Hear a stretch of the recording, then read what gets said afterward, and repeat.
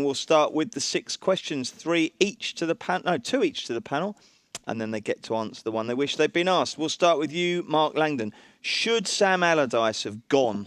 No, absolutely not. I was staggered that he left after that. I mean, I was almost assuming that there was going to be more, bigger follow-up story, which doesn't seem to have at least happened yet. I mean, he's guilty of being stupid and a little bit greedy. But I mean, if somebody offers somebody 400 grand to go and do a chat in the Far East, I think most people would say, yeah, I'll do that. But the chat was about circumventing third-party ownership rules, wasn't it? But I mean, let's face it. If you're involved in club transfers, I would expect my manager, or who was ever involved, to know how to sign these South American players. I mean, he wasn't saying how to break the rules. He was saying how you get around the rules, which I think is different. I mean, it did. Yeah, but they're the rules that are from his current employers. They're the ones it's like the Racing Post. Me saying to bookmakers, "Oh yeah, well I can get you some money off."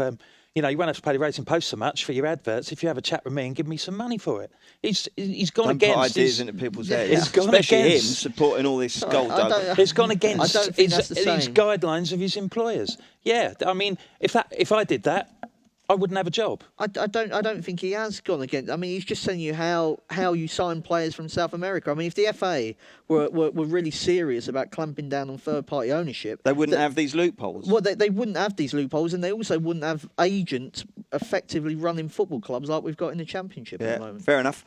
Okay, who should take over, Wilco? I think they should give it a go. Southgate, I think they should give him a go. The thing I think about the England job is that people are getting carried away like, oh, this is some sort of a disaster.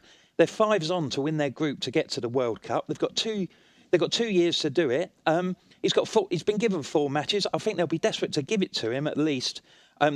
Lots of money seems to be for Wenger, but I'd give Southgate a go. I'd give him a crack. Well, they are giving him a go, aren't they? I mean, he's in charge till March, isn't he? Is that enough? I think give him 2 years. Yeah. Give him a go, because they're going to get to the World Cup and then address the situation then if there's a problem. Okay, Sean O'Sullivan. Theo Walcott, the real deal or a decade of being grotesquely overrated? I like Walcott. I've always liked him. I think, look, he's probably failed to achieve when he was, 17, 18-year-old at Southampton and he was kind of had the world at his feet. I think he probably hasn't gone on to reach those heights that people thought he would. But, I mean, I just think he got given such high standards that it was kind of very hard to meet them. Most people wouldn't. I think overall he's been consistent enough for Arsenal. He's actually got one of the best goal per minutes ratio Arsenal have had in the last 5 or 6 years. I mean, that goes completely unnoticed. He generally goes off decent value in goal score markets. He's bulked up a bit this year. I think he had that fitness video he released there on Twitter. So he's obviously taken it a little bit more seriously. I think he can kind of come into his own now. Maybe the shackles are off a little bit, and I think this season, the way he started, could be his best one yet. So I'm a fan. I know he's a kind of a Marmite type character, but I'd like him in the United team, to be honest. I think he's a very good player.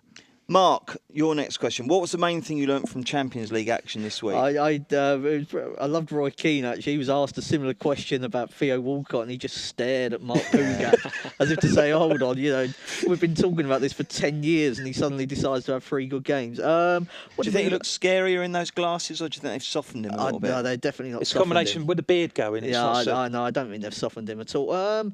What did we learn? I think it was a week where most of the sort of big teams did what they had to do, I suppose, in terms of just picking up enough points. I think Bayern Munich, there's a negative there. They only lost 1-0 away to Atletico, which is no great shame in the grand scheme of things. But they've been very ordinary in the Bundesliga this season, nowhere near the levels that they were last season under Pep Guardiola. Even though the results have been okay, I think if you look beyond that, you'll see the performances have dipped well below. And I mean, I think Ancelotti's kind of just gone in there and said, do what you want type of thing. And I don't think the players are used to that. They've been used to being given very detailed, specific instructions that they've carried out for the last 3 years.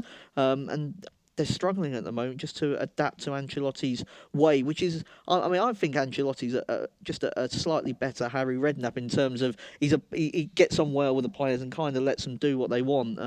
Not sure it always works. You've said also that Real Madrid aren't playing as well as a team that are winning so many games. Do you think then that it's a really wide open Champions League this year? I think that it possibly is more. You've got a number of those at sort of double figure odds, the likes of Atletico that just never give anybody an easy game. Juventus won very well. I still think Manchester City will go close. I do think it is probably more open than it has been, yeah. Okay.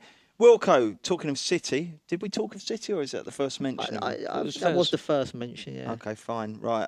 Not talking of City, but let's talk about City. Now, how much will they miss Kevin De Bruyne domestically and Europeanly? I think they'll miss him a lot. I mean, he's a real driving force in their midfield. And not only does he bring him energy, he just brings so much creation as well. I mean, they're not gonna have a player who can sort of like fit in that particular role as well as I don't think. I mean, it's the state of the injury. It says it's 3 weeks. Obviously, they've got a big game at Tottenham. You'd think like with the squad that they've got so many players that they'll be able to patch up a bit and still get through. But I don't think they'll be playing as convincingly as they have done in the last few weeks. But do you still have City as meriting their not long odds on status, but odds on status of the title? I think they're a bit short, mainly because of who they've been. Obviously, they won at United and they beat Bournemouth. But the 4 other teams that they played, they played against the managers who are at the top 4 in the betting to be sacked because they've had such a dismal start. So they've had a soft run. They've had a little bit of a soft run. It's going to be a big game for them at Spurs. I think we'll get a guide of how good City really are when in 3 or 4 weeks when they've played Barcelona twice. Sean, by the way, on that subject, I was not berating Ed Quigley, your colleague, but saying, why don't you get some without Man City prices? I still see hardly anyone's doing it. I mean, it's a natural market to do, Sean, isn't it? We'll get it up by this evening. You've been doing all week, for God's sake. It's a competitive market, isn't it? After that, it is, exactly. I'm trying to help you. Yeah, right. We'll get that up for you. Okay, well done. Yeah. Not for me, mate, for your army of clients. Right, final question to you, Sean O'Sullivan. It was Granit Xhaka's birthday on Tuesday. Do you think Wenger got him anything? And if so, how much do you reckon he spent on him? You keep giving me these absolutely ballistic questions after the manager and you keep giving me good answers. Absolutely. Did Wenger get Xhaka anything? Do you think they do? I don't know what the culture is in football. Do you think they just get him a card from the club? Or do you think Wenger actually signs one from like him and the family? Well, I'd like to think Wenger would be kind of closer to his players in terms of maybe the whole Pellegrini Yaya Toure incident. I think he'd possibly maybe give these guys the arm around the shoulder if required. He might have got Xhaka something. He's Swiss. He might be missing home. Maybe a bit of chocolate, a bit of yodeling, something on. That's just completely. That's not a bad shout. Yeah, it's not the worst shout. But how much do you reckon he spends? 20 quid? Because it gets expensive, doesn't it? I think he doesn't like spending money. I mean, that's 400 grand. I didn't need to be. They got much better presents when David Dean was in charge, I'm sure. Their Secret Santa is a top of a £50 kind of thing. So I'd say 50 quid max. 50 quid. Okay, good answer. Right, Mark, which question do you want to answer? I think I'll take the. It's a tricky one. I'll take the England manager job market because I don't particularly like Gareth Southgate. You can't dislike him. No, seems a nice bloke, doesn't he? Ruined Euro '96. No, well, that's true. I mean, I just think that. I mean, I'm going back to the Euros when he was in charge of the under-21s. I mean, and he sent out a very good team in an even worse way than Roy Hodgson did. I mean, this is somebody that thought Liam Moore was better than Eric Dyer. And Liam Moore, I mean, is it Reading now? He was on loan at Bristol City. Literally never heard of him. Yeah, I mean, so it was quite bizarre, really. I just wonder whether the players will respect him. He obviously turned it down first time around because he was the one that, I think it was pretty obvious they wanted him to sort of do this caretaker role first time around, or at least be in there, and he turned it down, and that concerns me as to why he would do that. But I mean, so is there a value bet there then, Mark? Well, I can understand why the money's come for Wenger, because if Southgate does keep it warm until the end of the season, if Arsenal don't end up with what they're aiming for this season, then I think that Wenger will definitely be the FA's first choice. So I think the value may have gone out of Wenger now, but I think he's a very interesting runner. Have you got the latest prices there, Sean, on next we permanent do, England? Yeah, Southgate's favourite, as you'd expect. He's 5-4. Our market now is next permanent manager, so obviously being the interim doesn't get him that gig. Steve Bruce 3-1. Money for Wenger massively. He's into 6-1. Glenn Hoddle, after being tipped up by the entire Gillette Soccer Special panel, is into 8-1. He was 33s before that. They all just seem to tip him up for it. Eddie Howe 12-1. I don't think he'll leave Bournemouth at this stage. Alan Pardew 12-1. Yeah, I don't think he had a much better chance of getting it now. I'll be amazed if it's someone who's already in the job. Yeah, I don't think so either. Yeah, and Jurgen Klinsmann 20-1, but I don't think he was even on their radar previously. I think that was a lot of rumours. So this is Klinsmann trying to get a better deal out of the, to strengthen his position with the US national team. And when he was doing Germany, I mean, Lowe was plainly the brains of the outfit there, wasn't he? Yeah, so I mean, I don't think it'll be him. All right then, Wilco, which one do you want to take? I'll take the Champions League question from this week. What I learned was that CSKA, or CSKA, as we have to refer to them now, Moscow, were a poor team. I think Spurs should have won more comfortably than 1-0. And I wouldn't be too put off by concerns about the weather when either Monaco or Leverkusen go over to Russia in the next few months and play their games over there, because I think they're quite clearly the weakest team in that group, and I would be backing both of them to win there. OK, Sean? Yeah, I'll take the same question, the Champions League one. I think I've got a big tip here in terms of the outright. I think Dortmund at 16-1 are absolutely massive. There's actually slightly bigger out there. We're ducking them. This is kind of along the similar lines of the Portugal thing. I think getting on elsewhere, they're 20s, I think, out there. And it looks a serious bet. The price they went off against Real Madrid, I think they went off 5-4, is pretty much indicating that they're rated the same as Real Madrid. Real Madrid are in the market 11-2. Those prices need to be much closer together. I mean, the three lads started for Real. They weren't exactly a weak team there. I mean, they had James, they had Ronaldo, they had Benzema, Bale. And Dortmund going off that price at home makes it look like that they're a serious outfit. Banging up front's obviously an absolute class act. Dembele, they've just got the best deal, I think, of the summer in there. And their bench is stronger. They've Goetze back. They look a serious outfit. And I think at 16s, look, topping that group will obviously be a big thing. If they can go to Real and get a draw, come down the goal difference, I think they have a massive chance of doing just that. So I think to go on and win it, I think they have a huge shot this year. What about to win the Bundesliga as well? I've backed them to win that. I mean, I can't see the difference between them and Bayern Munich there as well. I mean, that just doesn't seem to be right either. What are the prices roughly there on the Bundesliga? Oh, well, I mean, I backed Dortmund about 15-2. Yeah, our prices are, I mean, they're a bit derisory. I mean, I've just brought up a point of how Dortmund are rated that highly, and we're 1-18 Bayern. So if there's ever a lay of the century, it's probably right there. Dortmund are actually 10-1 with us, a bit bigger. Because they dropped points against Leipzig, unfortunately. But that's it. Was that the opening game that they dropped points? Second game, yeah. Still value there, Mark? I think so. I mean, I've mentioned that Bayern are not playing to the same levels that they were in the last couple of years. Dortmund are definitely closer to them. It's one of those where you probably want to be on the handicap. I think they'll definitely outperform odds of 10-1. It's just whether they can get over the line. But I backed them at the start of the season. Yeah. Righto. Very quickly before we get stuck into the weekend domestic stuff, just give us one tip for tonight's Europa League stuff. Mark, you first.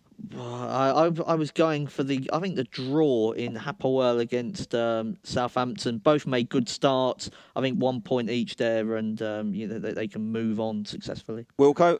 I like Dan Charles's tip in the paper of Zlatan Ibrahimovic to score first for United tonight. Sean? Yeah, both teams to score in the Southampton game. The boys Beersheva there to score goals for fun. I think they've got 10 in their last 4 games. So, I mean, they look like a good shout for goals in that game. Righty-ho, domestic action coming up. Introducing Hot Shot Jackpot, Paddy Power's new free-to-enter competition, available to all customers. Every Premier League week, simply pick 8 anytime goal scorers from 8 selected matches, and you could win £250,000 or more. Excludes in-shop bets. 18+, please gamble responsibly. Friday night football is back. Always a good thing. 8 o'clock, Everton v Palace. Palace on getting their season back together after a shaky start. Everton going very nicely, albeit they had a setback at Bournemouth last week. Sean O'Sullivan, how do Paddy Power bet on this one? We're 8-11 Everton, the draw 27-10, and Palace are 4-1. Mark, what's going to happen? Yeah, I prefer Everton at the prices. I think the prices are about right. I was just the Palace press conference today. They said that Scott Dan is unlikely to make it back, and I think that could just tip the balance of power into Everton's favour at those prices. Palace have not kept an away clean sheet in the Premier League since Boxing Day, a 0-0 at Bournemouth, and they came back brilliantly against Sunderland, but it would concern me that they found themselves in the position of being 2 goals behind. That was without Scott Dan. I think he's a very important player for them. You'll probably know more than me about that, Bruce, but he's certainly their best centre-back. Oh, no question. Yeah, no doubt about that. And I think if Everton get in front, they'll that they won't collapse like Sunderland did. They did lose at Bournemouth last week, Everton, but the goal was an absolute thunderbolt, wasn't it, from Stanislas that won it? It was their only shot on target as well, Bournemouth. So I think Everton were a little bit unlucky to lose that game. I expect them to bounce back. Wilco, you kept the faith for Palace last week at Sunderland, didn't? Oh, was it? No, it was the Stoke game, wasn't it? Yeah. When you tipped Palace. So well People done. are thinking that I'm after a pay rise. I say, I think Well, you got no chance of that, mate, unfortunately, whatever you tip. So if you want to change your mind and go for Everton, feel free. I think your boys can get something in this game. I'm looking forward to this game. It should be a cracker. Good. Palace playing very well. They showed great resilience at Sunderland last week. Sunderland were terrible, though. Yeah. Honestly, they are awful. Pardew suggested that they were very unlucky to be in the position that they were when they were 2-0 down. And they showed great resilience. Everton have a little bit of a point to prove. Koeman wasn't very happy with the way that they played at Bournemouth, even if the Cherries did only have one shot on goal. 14 points from their last 6 at home, Everton. But So what are you going to tip? What's the tip? double chance, Palace. I'd lay Everton at 8-11. All right. Sean, what about you? Yeah, I think I'd side with Everton. Just 8-11 again. I don't think represents massive value, but I think they'll win the game. I think I'll get inside in the goal score market. We're 4-1 in Lukaku first goal. I know it's pretty obvious, but he dominates the goals per min for Everton. He gets the vast majority of their goals, and I think he can bully a Palace backline without Dan. I mean, Dan is, I think, the most important player for Palace, really. So, yeah, I think Everton will get over the line just, and I like Lukaku first goal. Sean, I don't think they'll so much bully them because I don't think you bullied Delaney, and I think Tompkins is decent, but I just think he might just kind of the movement and the trickery might just be a problem. The actual playing football might be a problem. I don't know. I think Lukaku would bully the big show. I mean, the size of the man, he's pretty big. So I think it's more in reference to the Lukaku size element. But Yeah. Well, I not think what even you say mentioned about it. Balassi yet, have we really? Well, no, but the trouble with Blassie is he's just impossible to predict, isn't he? He's had some excellent games, and then apparently he was absolutely laughable last week, you know. And this is what he's like. He can be absolutely woeful one week and excellent the next. But what did Pard say about Wilf? Is he back? Yeah, they that's good. it wasn't Pardew actually. He sent the number Millen. 2. Yeah, he sent him down to do the press conference. He said they're hoping. He probably wanted to avoid England questions. He probably did. Yeah, so they he'll throw his hat into the ring and he'll let it sort of just settle for a little while, won't he, before he starts flirting with that job. But we've got Wilf back, so that's good. Just interestingly, do you remember when Bilic was being talked about for the England national team job? What was that, 2 months ago? But it's this amazing. this is the trouble, Mark, That's isn't how it? I quickly saw it moved. there was a show of betting earlier this week, not from you, Sean, but they had Pardew at 3-1 favourite. I'm thinking, well, if Sunderland had scored in the last minute rather than Palace, it would have been 20-1, wouldn't it? It's just it fluctuates based on what their last 90 minutes of output was. It's ridiculous. 12:30 Saturday, Swansea v Liverpool. Liverpool are clear second favourites to win the league now. Their manager got even more fans with a terrific performance on Monday Night Football. He was really good there. What a nice guy he is. Everyone seems to love Liverpool at the moment. Do the market love him as well, Sean? Yeah, big time. I mean, as you said there, they're second favourites for the league, and the prices they're going off at the moment, it's indicating that they're getting kind of close to City, which is nuts. I mean, they're 4-9 to win away to Swansea. No team will get near that price away to Swansea apart from City. Arsenal are they'd go off maybe 4-7, 8-13. But Liverpool at the moment are just playing phenomenal football. They're scoring a lot of goals. It's reminiscent of the Rodgers era, except there seems to be more consistency there. As they're 4-9 and the draw 17-5, and you're getting 13-2 in Swansea to win at home here.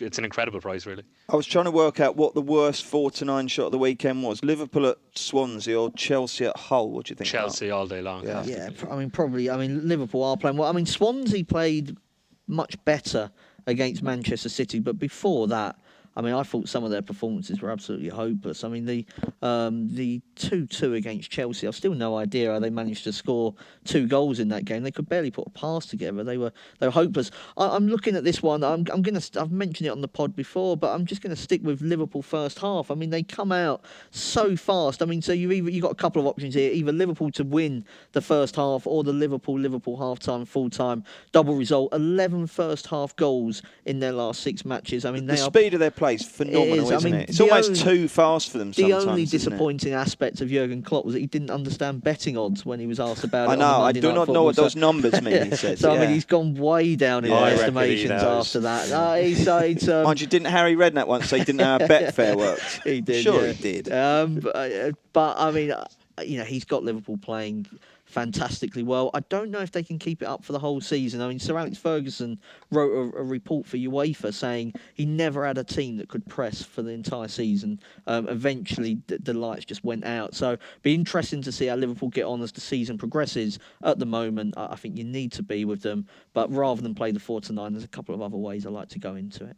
Okay, I got all panicky there mentioning Betfair on a Paddy Power sponsored podcast, but I remembered they're best mates. So. It's all good. We're all friends. Wilco, what do you think will happen?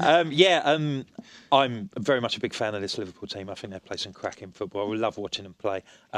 Swansea, I agree with Mark. I mean, they had that draw against Chelsea, but that's the only point they've won since they won at Burnley on the opening day. I can't see them holding them at all. There's been lots of talk about how Guardiola's got a tune out of Raheem Sterling, but I think another England player who's really shone in the first few weeks is Lallana, who's been absolutely brilliant for Liverpool.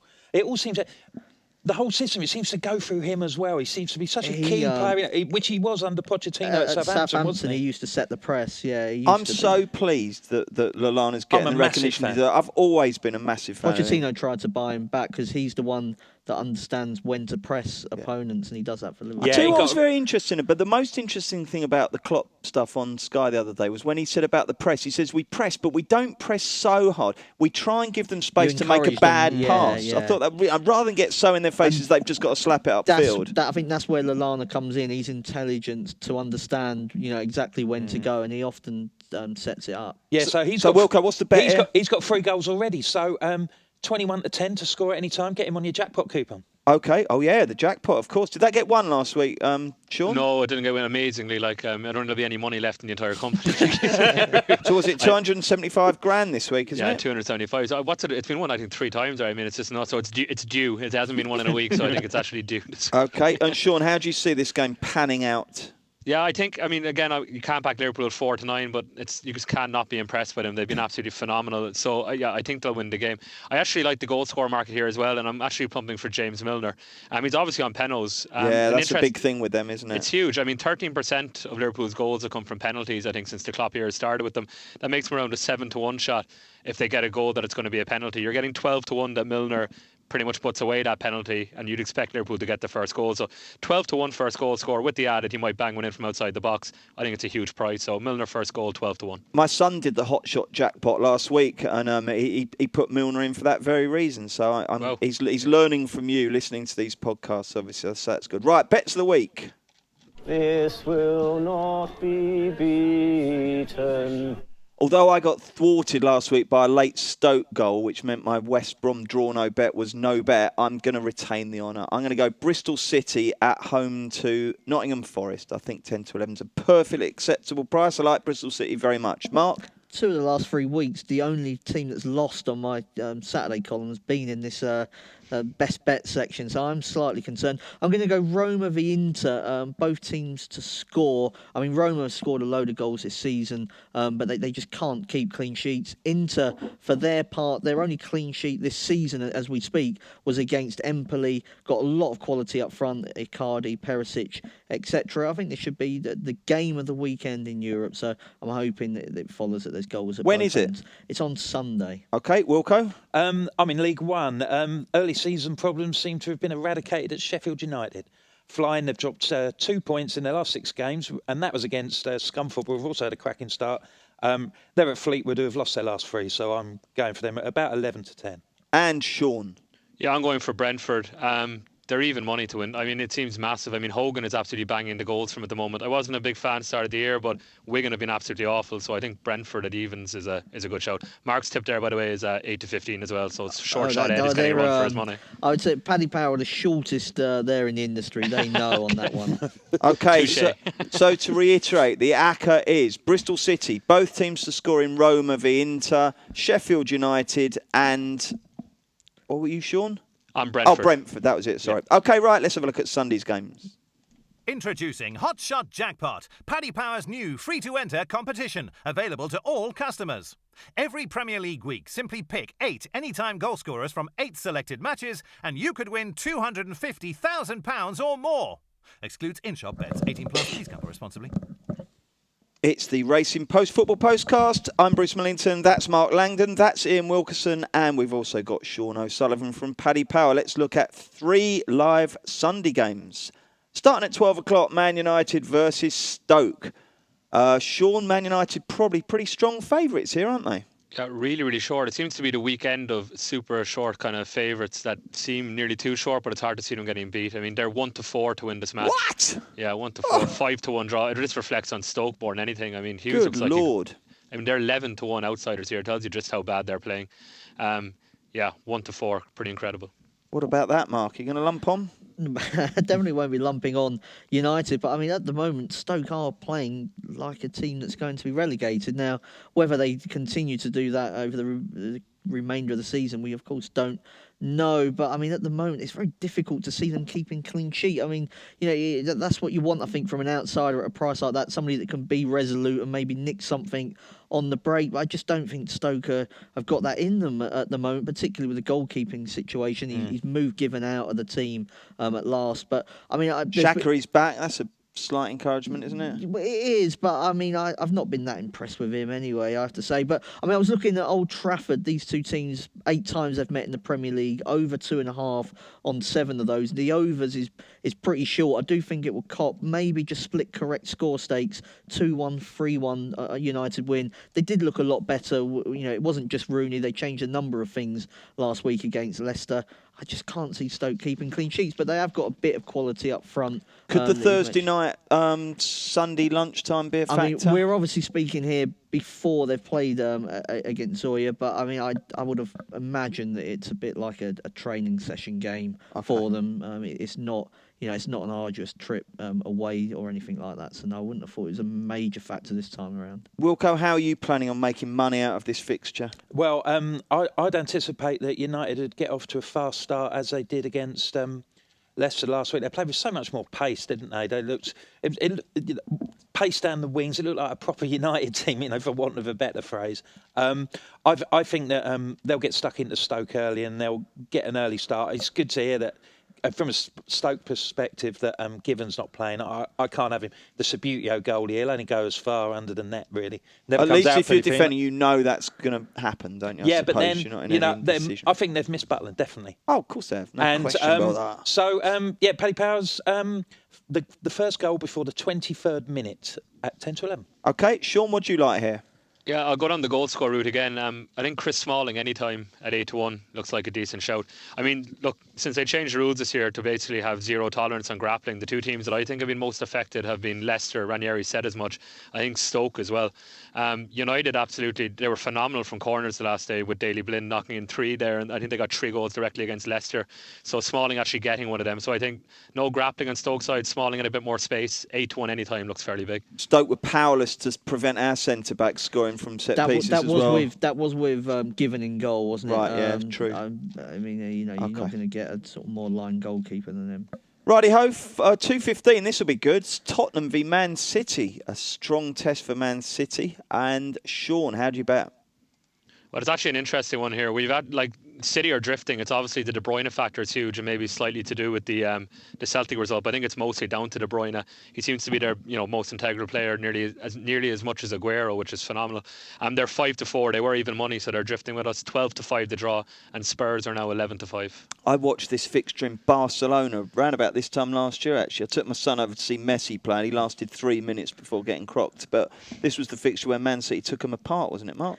Well, it was until Tottenham won 4-1. Sorry, yeah. pardon me. Tottenham took him apart. No. Man City did take. I mean, at one stage, I thought you was being. No. I just being stupid. I said Man City. No, I meant to say Tottenham. Man City were absolutely cruising at one stage, and you were feeling like, how many is this going to be? And so often under Pellegrini, one thing went wrong, and then the team collapsed. And this is a very interesting game. Of course, the two teams that remain unbeaten in the Premier League. The draw wouldn't amaze me here, and both kept the unbeaten run going. Spurs are very strong defensively, don't concede many goals from open play. They've had a couple of issues at set pieces this season. I expect most of those players that missed out in Moscow to come back into the team. No De Bruyne for Man City, I think, does weaken them in that attacking midfield zone. Not overly impressed with them against Swansea nor against Celtic. So I think the draw's at a decent run. If City drift anymore, then I think that maybe they'll become the value bet. At the moment, with the way the prices are, then maybe the draw's the way to go. What do you reckon, Wilco? I've got to agree with many of Mark's sentiments. I think the draw is a big run, and my main concern with Spurs is not that they're not going to that. The defence is solid, but I'm a bit concerned about where the goals are going to come from. Son's doing well, isn't he? Yeah, he's doing great. But I'm a bit concerned about Janssen. Mark's not had a lot of time for him. I think he will. He does bring other people into the team, but he's not. It doesn't seem. It's unknown, isn't it? It doesn't seem like it's the out and out goal scoring striker that his stats suggested when he came over from Holland. It's certainly not played that particular way. City are definitely weakened by De Bruyne not being there. I think I'll be a bit concerned, like I say, a bit concerned where the goals have come from Spurs. I don't see him conceding too many, so a draw could at 12-5. Sean, what's your view? Yeah, again, I think full house in the draw there. I think sitting on defence is the easy one here. But I like in terms of the goal, I think all my tips are actually goal score orientated. But I do think Son at 7-1 first goal is big. I know Janssen hasn't really delivered on the goals front, but I think it was brought up match of the day there last week. He is holding the ball up very well and bringing a lot of the on-running midfielders into play. Dele Alli's kind of drastically out of form at the moment, so it's giving guys like Son and possibly Eriksen now a chance to step up to the plate. Son's the guy that's delivered on the goals front. He seems to be excelling with Kane out of the team in terms of grabbing these goals, and he's 7-1 to get the first goal. I think he's the most likely scorer on the Spurs side at the moment, so I think that's a decent shout. And at 4:30, it's Burnley versus Arsenal. Burnley turned in a much better display, albeit Watford were absolutely woeful on Monday Night Football, but Arsenal are really going well at the moment. So, Sean, set the scene with a show of prices. So here we go again, with a favourite super short. Arsenal 4-11 away at Burnley. Burnley, after a huge victory there on Monday night, are 8-1, and the draw is 15-4. Sean, presumably then this is one of those pivotal weekends where you could get absolutely cleaned out or get the lot, couldn't you? Yeah, if all these guys cop again, I mean, you kind of have to be confident. I mean, I'm going down the line of saying I think they'll all win, but when the prices do look too short, generally you fancy one or two of them not to get over the line. I think Chelsea will be doing us the biggest favour there. I just think their price is ridiculously short away at Hull. But Arsenal here at Burnley, I think it could be a trickier game. I mean, the last time Burnley played a team here that dominated them completely, they actually went away and beat Liverpool 2-0. I know it was a bit of a fluke result, but they're obviously well able to stay under the cosh the whole game, and they don't mind playing that way. So, I mean, I wouldn't be rushing to back Arsenal at 4-11. What would you be rushing to back? You got a goal scorer for us? Yeah, I think I actually I've just said there about laying Arsenal in terms of like an angle in the goal scorer market. It was referred to in one of the questions, but I think Walcott at the moment, you got to get on with him. He's hot. I mean, he's 9-2 there first goal. His goals per min over the last 3 years is actually the same as Sanchez in the same kind of time at Arsenal. There's no difference between them in terms of, I know Sanchez will play more centrally, but if you take pure stats into it, Walcott gets as many goals with the minutes he's on the field as Sanchez. You're getting 9-2 on him, you're only getting 3-1 on Sanchez. I'd much rather be in the Walcott camp. He's in good form. Yeah, I think 9-2 is a big price. I'll tell you what, with Theo Walcott, we'll have to start playing against under-8s teams before I start backing him at 9-2. But I respect your view, and I'm a massive goals per minute fan as well. So if the stats are good, that is encouraging. Mark, what do you think will happen here? I'm going to go down the goal scorer market as well. I mean, Sean mentioned how Burnley sort of dug in against Liverpool. They didn't give much space in behind, which is why I think maybe Theo Walcott and Sanchez may struggle to sort of be able to breach what is going to be, I think, a very deep Burnley team. That, in theory, will allow shots from just outside the box. And Granit Xhaka's already proven he's sort of excellent in terms of being able to have a pop from distance. He's got 2 goals already. I was looking at him, you can play it first and any time, or each way, first goal scorer, whichever you prefer there. And it will also, if he does score, you'll be able to put up with that shoo that Arsenal fans do every time he touches the ball, which is another reason to mute the TV commentary. But I do think that he's an interesting runner in a game where if it develops how many people anticipate, I think Arsenal will have a lot of opportunities to have shots from distance. What price is Xhaka, Sean?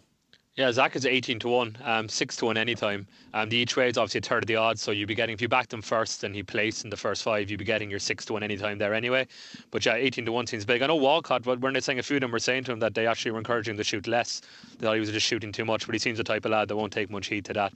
Seems to enjoy taking a few shots from outside the box. You like a bit of 18s there, Mark? Yeah, I mean, it's just if the game develops our sort of, if it develops in the same way that the Liverpool game did, Arsenal will have to find other avenues, I think, to get round a very deep Burnley side, because they did nullify Liverpool pretty well, despite the 80% possession.